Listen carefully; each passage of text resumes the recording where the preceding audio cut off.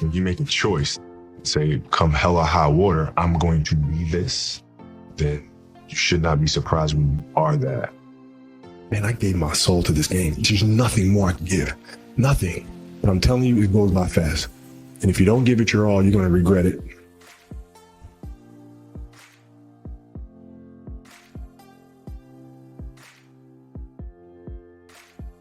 I love what I do. And it's as simple as that. What does love feel like for you? What does love feel like?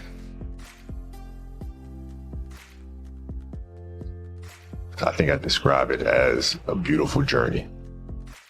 You know, it has its ups and downs. Things are never perfect, but through love, you continue to persevere. Strong. Through that storm, beautiful sun emerges. Right, and inevitably another storm comes. Guess what? You ride that one out too. So I think love is a certain determination and persistence to go through the good times and the bad times with the someone or something that you truly love. You know, I had a summer where I played basketball when I was like 10 or 11 years old, and I scored not a free throw, not a lucky shot, not a breakaway layup, 0 points. And I remember crying about it and being upset about it. And my father just gave me a hug and said, listen, whether you score 0 or score 60, I'm going to love you no matter what. Now, that is the most important thing that you can say to a child. Because from there, I was like, okay, that gives me all the confidence in the world to fail. I have the security there. But to hell with that, I'm scoring 60. There's a choice that we have to make as people, as individuals. If you want to be great at something, there's a choice that you have to make. We all can be masters at our craft, but you have to make a choice. And what I mean by that is the inherent sacrifices that come along with that. I had a purpose. I wanted to be one of the best basketball players to ever play. And anything else that was outside of that lane, I didn't have time for. So everything I saw, whether it was TV shows, whether it was books I read, people I talked to, everything was done to try to learn how to become a better basketball player. Everything. So when you have that point of view, then literally the world becomes your library. The Mamba Mentality simply means trying to be the best version of yourself. That's what the mentality means. It means every day, you're trying to become better. And it's a constant quest. It's an infinite quest.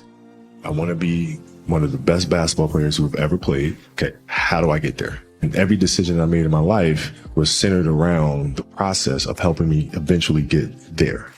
Like you're always going after it. Always going after it, always going after it. And if there's a challenge that ensues, oh, good, I want to see how I stack up to that. So I had that purpose. Once I had that purpose, every decision that I made was centered around that purpose. I think the best way to prove your value is to work, is to learn, is to absorb, to be a sponge. You always want to outwork your potential. As hard as you believe you can work harder than that. So you go after it. What I've learned is to always keep going, always. There's been times, particularly early in my career, where it just feels like this is the end. But what I've come to find out is that no matter what happens, the storm eventually ends. And when the storm does end, you want to make sure that you're ready. Man, I gave my soul to this game, man. There's nothing more I can give. Nothing. You guys know that if you do the work, you work hard enough, dreams come true. You know that, we all know that. But hopefully what you get is the understanding that those times when you get up early and you work hard, those times when you stay up late and you work hard, those times when you don't feel like working, you're too tired, you don't want to push yourself, but you do it anyway. That is actually the dream. That's the dream. It's not the destination, it's the journey. Every kid, every person has the ability to put one foot in front of the other, right? So like if you're saying, okay, I'm going to climb Mount Everest, you're at the bottom of the mountain and you look up and you're going, I'm not going to climb Mount Everest, right? But if you break it down into sections and you just one foot in front of the other, one step at a time, next thing you know, you're at the top of the mountain. So like as a kid, I said, I want to be the best ever. right? And now you go through your life and everything you do is try to be the best ever, be the best ever, be the best ever. And as you get older, you start understanding that those things are very superficial things, right? And everybody has a different opinion about it. No matter what you do, I can win 20 championships. There's always an opinion on who's the best. Everybody has different opinions. And so I started really kind of understanding maybe that's not the important thing. Maybe the important thing is to, how do we as a team grow? How do I help my teammates be better? So that was the first change for me. And then as I got older still, it became more about how are you inspiring others, right, to find themselves.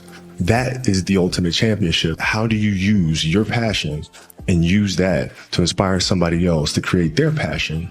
And then how can they pass that on to the next person? That is true success. The lesson I cherish the most is how important it is to love what you do. Always seek out things you love and always work hard once you find it. You can't stop people from trying to limit your dreams, but you can stop it from becoming a reality.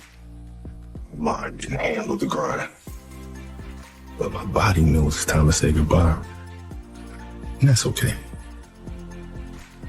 You asked for my hustle. I gave you my heart. This is what we talk about all the time. You have a bump in the road, you fall, you get back up, and you go after it again, right? That's